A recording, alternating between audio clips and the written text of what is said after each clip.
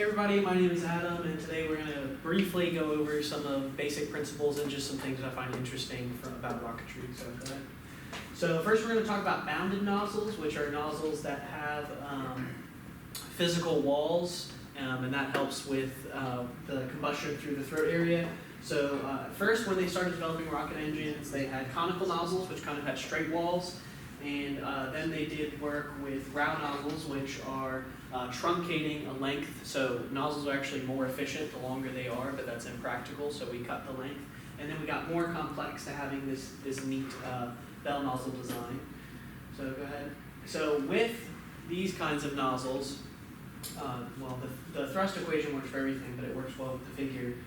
Really the big thing that you need to know is your mass flow rate and your exit velocity. And so when you know those two things, there's also some pressure terms and some area terms, but we can pretend that we're in a vacuum right now.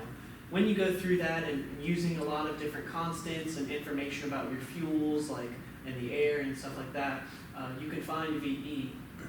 And it depends also on some of those pressure terms. So if you go ahead, and this is where it gets more interesting, is taking that VE, you can actually find a V equivalent, and then you can divide that by gravity, and that gives you a specific term. It's called specific impulse. I don't know if anyone has ever heard of specific impulse, but different fuels have different specific impulses, and different propellants have different VEs.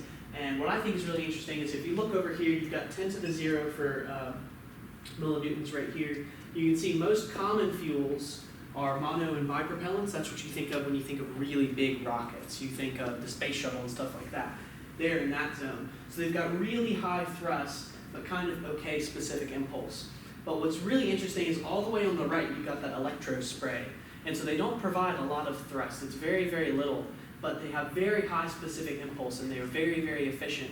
And just a few years ago, I think 5 years ago, NASA used the first electro spray engine, and it uses some weird ionic electromagnetism stuff to spray a fluid, and it allows little tiny satellites to go on outside the solar system for a very long period of time.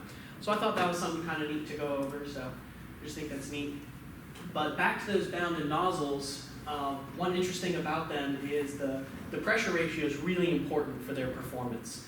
And I know that this is something that Dr. Gonthier really likes. He likes the way exhaust performs in different systems.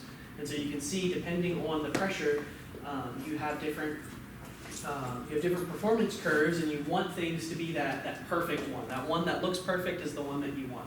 And so bell nozzles are optimized for basically one pressure, not exact value, but like a range. So if you go ahead, they also have, this is something that's been developed more recently, a nozzle that's unbounded, where the pressure itself bounds the flow in that expansion. And I think that's really neat, and it's a really clever solution that they're working more and more on.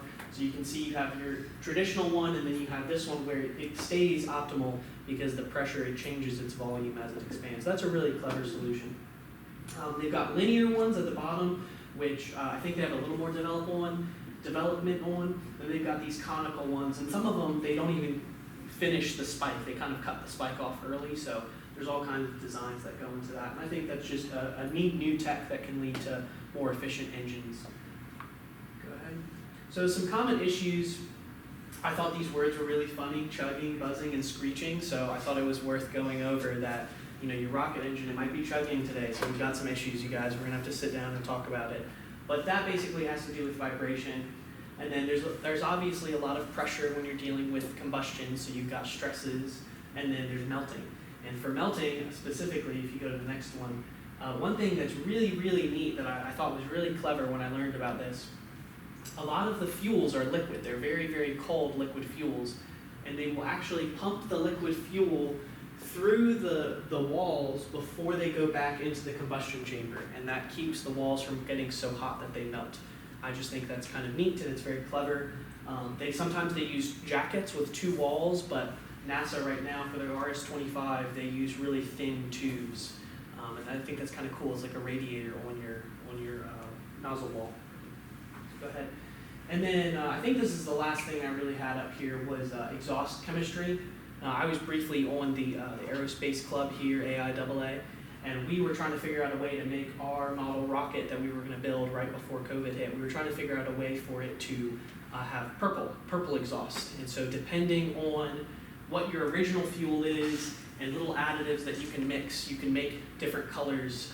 And that worked really well when we were talking about the space race, because people would just get pictures and they would try to figure out what kind of fuel it was based on eyewitness accounts of, oh, they're using a really bright orange one, so that's probably RP1, which was common back in the day, or oh, they're trying to mess with hydrogen rockets. So I thought that was kind of neat, and I think that's it. We might have one more slide. No, that's it. So I don't know if anybody has any questions. I know I went over a lot of little things, but I just think it's neat that there's all these little design decisions that go into really big projects.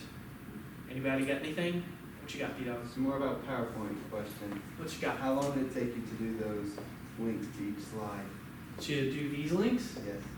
Like 2 minutes. Okay, good. Thank you. Pretty quick. Devin's got a question. All right. Question. Anybody else? I know I went over like 30 different little tiny things, so. All right, thank you guys.